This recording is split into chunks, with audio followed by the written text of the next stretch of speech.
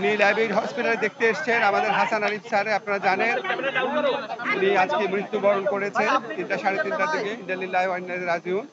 তো উনার জানাজার ব্যাপারটা এবং দাফনের ব্যাপারটা আমি রেজওয়ানাকে অনুরোধ করছি ও আপনাদের খুলে বলবেন। আজকে বাদ এশা ওনার জানাজা হবে ধানমন্ডি ৭ মসজিদের, যেখানে মসজিদটা আছে ৭ নম্বর রোডে, সেখানে। তারপরে ওনাকে রাখা হবে ওনার বাসাতেই। আগামীকাল সকাল 11টায় হাইকোর্ট প্রাঙ্গণে ওনার দ্বিতীয় জানাজাটা হবে।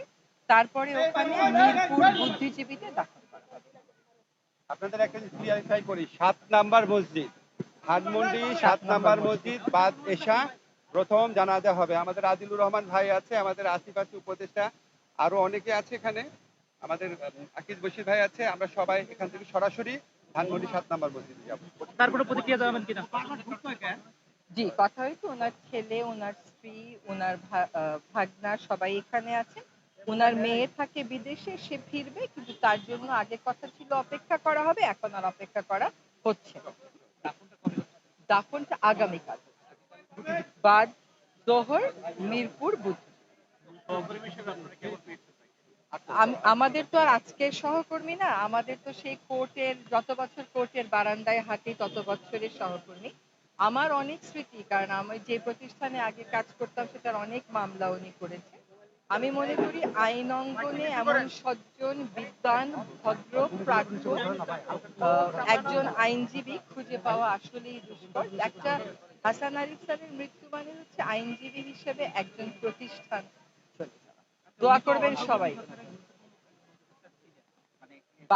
বাকিটা পরে, আজকে থাকে।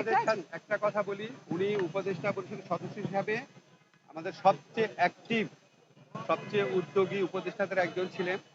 জাস্ট 4 দিন আগে যখন ইস্তিমুরের প্রেসিডেন্ট এসেছিলেন, উনি স্যারের সাথে টেবিলে বসেছিলেন। স্যার ভিতরে গিয়ে বলছিল যে কত উচ্ছল, আনন্দময়, প্রাণবন্ত মানুষ ছিলেন। আমাদের আজকে আর বেশি কিছু বলার নাই, আপনারা সবাই স্যারের জন্য দোয়া করবেন। উনি অত্যন্ত ভালো একজন মানুষ ছিলেন।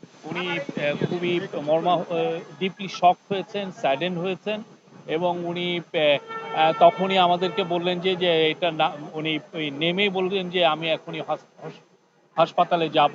এবং ওইখান থেকে উনি কোনো আমরা কোনো প্রস্তুতি ছাড়াই, কোনো ধরনের কোনো ছাড়াই আমরা সরাসরি এখানে এসে পড়ছি। আপনারা দেখেছেন স্যার খুব শক হয়েছেন।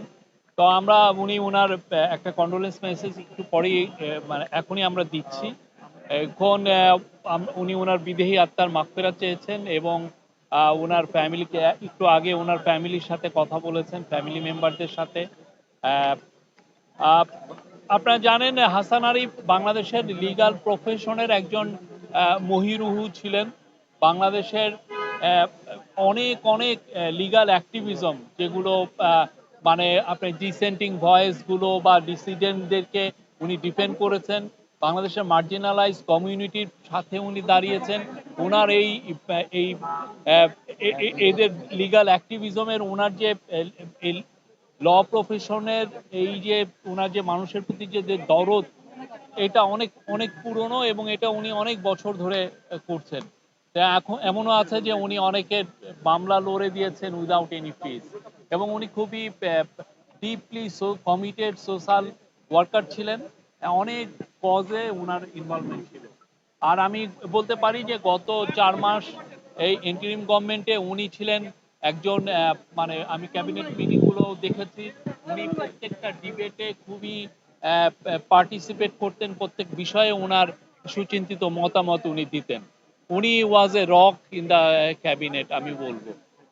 ওনার এই মৃত্যুতে আসলে অন্তর্বর্তী সরকারের কি ক্ষতি হলো এটা নিয়ে তো ওনারা বলছেন অবশ্যই, যে কোনো ওনার মতো, উনি আগে অ্যাটর্নি জেনারেল ছিলেন, ওনার যে এক্সপেরিয়েন্স, ওনার এই ওনার চলে যাওয়া, তো এখানে ওইটা পূরণ হওয়াটা তো খুবই টাফ, ঠিক না?